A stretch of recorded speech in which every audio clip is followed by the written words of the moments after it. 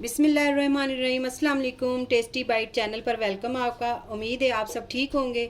आज मैं आपके साथ रेसिपी शेयर करने लगी हूँ खुरमानी की, जो कि बहुत मज़े की बनती है। और इसके लिए मैंने लिए 1 पाव खुरमानी। ये रात को हमने भिगो दी थी और इसके अंदर आधा लीटर हमने पानी डाला है। और ये हमने इमली का पल्प लिया है आधा कप। अब इसके अंदर कढ़ाई के अंदर हमने डाल देना है। जो रात को हमने भिगोई थी इसके अंदर आधा लीटर हमने पानी डाला था। आपने इसके अंदर 1 कप और डाल देना है।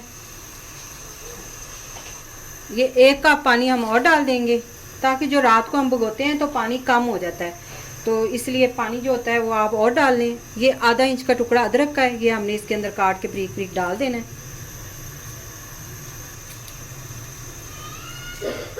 ये आपने डाल देना। अब इसे हम 15 मिनट के लिए स्लो फ्लेम पे हमने पकने के लिए छोड़ देना। फ्लेम आपने स्लो कर लेना है। 15 मिनट हो गए हैं, ये देखें नरम हो गई है हमारी खुरमानी। अब चूल्हा हमने बंद कर देना है और इसको ठंडा होने के लिए छोड़ देना है। खुरमानी हमारी ठंडी हो गई थी, उसको हमने जग में डाल लिया है। जूसर में आप डाल लें। और ये आधा कप जो इमली का पल्प था ये भी हमने इसके अंदर ऐड कर देना है और इसको हमने कर लेना है ग्राइंड। दोबारा से आपने कढ़ाई रखनी है, उसके अंदर आपने ये जो ग्राइंड की हुई थी खुरमानी ये डाल देनी है। ये आधा कप और हमने पानी डाला है और अच्छी तरह आपने जग से जो अंदर लगी हुई है सारी खुरमानी का पेस्ट वो उतार लें। और फ्लेम जो आपने बिल्कुल स्लो रखना है। इसको तकरीबन 3-4 मिनट आप पकाते हैं। और इसके अंदर जो है 1 कप इसके अंदर हम चीनी डालेंगे।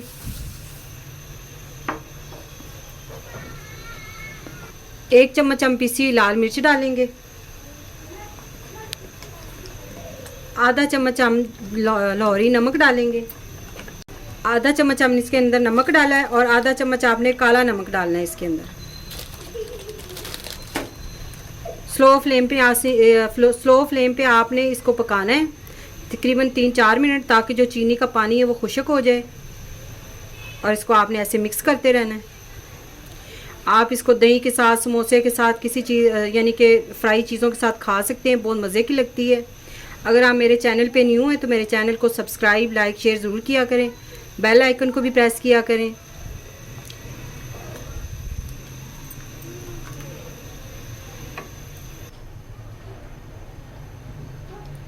अब 4 मिनट हमें हो गए हैं पकाते हुए। अब इसके अंदर हम डालेंगे सिरका। ये आपने 4 चम्मच डालना है, इससे ज़्यादा नहीं। और 3 मिनट इसको आपने फिर से पकाना है। जब आपने सिरका डालना है उसके बाद 3 मिनट फिर से पकाएं। चम्मच आपने हिलाते रहना है इसके अंदर। ये देखिए 3 मिनट हो गए हैं पकाते हुए। अब चूल्हा हमने बंद कर देना है और इसको ठंडा, तकरीबन हमने अब फुल ठंडा इसको करना है।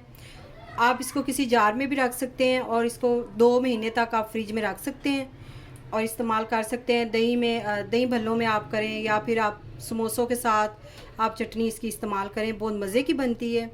अगर आज की रेसिपी आपको पसंद आई हो तो कमेंट में ज़रूर बताइएगा। दुआओं में याद रखिएगा। Thank you. अल्लाह हाफिज़।